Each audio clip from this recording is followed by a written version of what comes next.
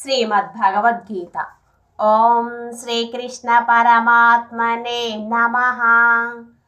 5వ అధ్యాయం కర్మ సన్యాస యోగంలోని 21వ శ్లోకం.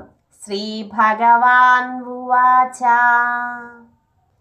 బాహ్యస్పర్శే స్వసక్తాత్మా విందాత్యాత్మాని యత్సుఖం సబ్రహ్మయోగయుక్తాత్మా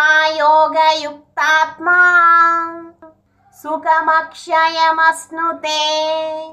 భావం: ప్రాపంచిక విషయములయందు అనాసక్తమైన అంతఃకరణము గల సాధకుడు ఆత్మస్థితాధ్యాన జడితమైన సాత్వికాత్మానందమును పొందును. పిదప అతడు సచ్చిదానంద ఘన పరమాత్మ ధ్యాన యోగమునందు అభిన్న భావస్థితుడై అక్షయమునందును అనుభవించును.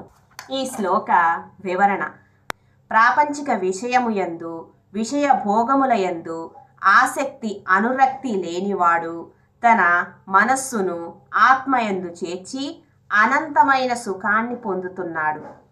అటువంటి వాడు ఎల్లప్పుడూ బ్రహ్మనిష్టయందే ఉంటూ అంతులేని ఆనందాన్ని పొందుతాడు.